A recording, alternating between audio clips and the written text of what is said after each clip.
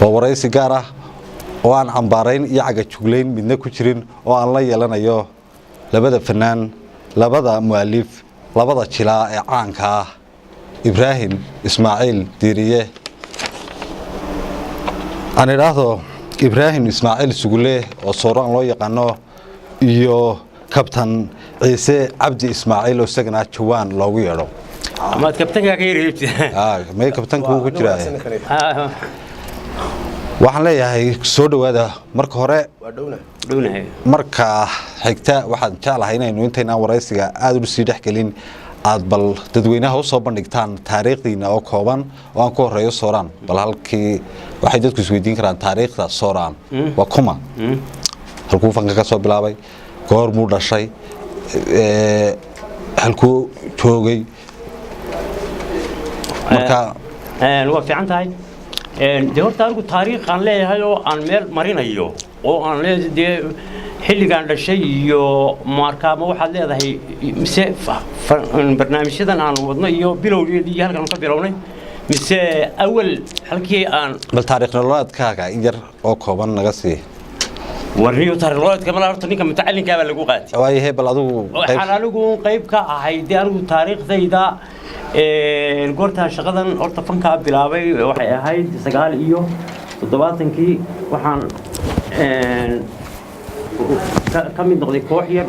oo durdur markii dambe la baxday laakiin markii hore baka kale odhan jiray Soomaali Abo dabeedna kooxdii markii dambe koox weyn bay noqotay oo durdur bay la baxday dhowr 80nadii ayay noqotay koox soo shacbaxday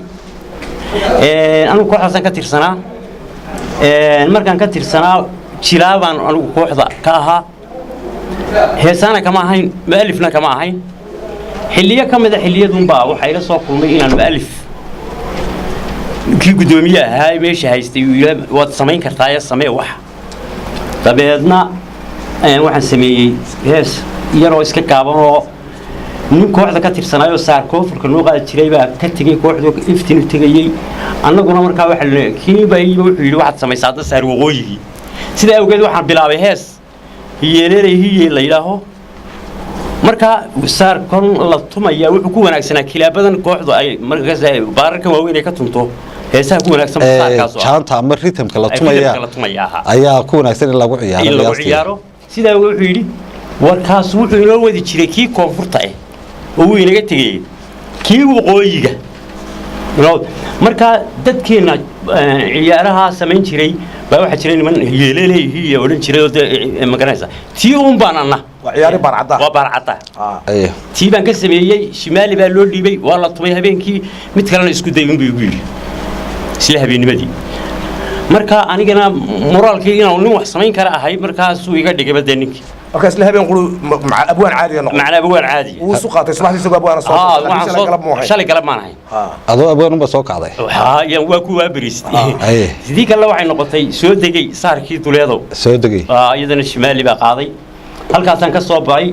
dabeedna markii dambe adigu waa dee fankii iyo wixii jiray baa hore ugu soo gudubtay ayaan isla burbureen محمد وحي بقى دهايو ودنك فنكي اسكو دhisnaaye koox ahaan ee waa beri lahaye heegan lahaye halgan lahaye durdur lahaye jiri ee dhisnaa tii way burbureen markii dambe tafaraaq baa ku dhacay oo midba meel ayuu ka dhacay haye kabtan aniga tirmiya maxaa ka soo bilaaba halka dhow ka soo bilaabo adiguna 7aadkii deelee kamid ugu dhalashay 4 baa haye كعانكنا وكهبصان يا رب ميل وين بكيك لا هي كعانك هبصان بارا دولتي كعانك هاي ميل وين بكيك لا وكهبصان هي دلا شيء دنا فريت داتكي به هي hadii بحكم ayo anigu ma ahayn fankii hore ee baba qashay dadka qaar waxaan waa yesterday qolada ingiriiska ku hadashay boogti waxaan war shalay tan kale marka anigu yesterday baan ahaa iyo qoladii hadan kooyay okay labadiin marka halkeen iska hesheen goormay fikradan idinku dhalatay waxay nagu dhalatay ninkan waa nin aktarku marna waa u dhalasho oo markii sooraan fanba ku jirin ba aktarka yahay midna waa dee iska mid kale ninkan markaa sidiisu aktar ku ahaa anagu burcaan isku baranay ninka kan markaan valisa arkay waan arkay inuu nin yahay wax mateli kara aniguna markaa ninkan markaa waanu soo raadsanay labadayadu baa anagu isdoonaynaan isugu nimi meel waxaanu isla garanay markaa inaynu bal waxaan fanka la yidhaahdo nin aad markaa ninkan wuxuu u lahaa waa u dhashay sida tan burcaan aanu isku baranay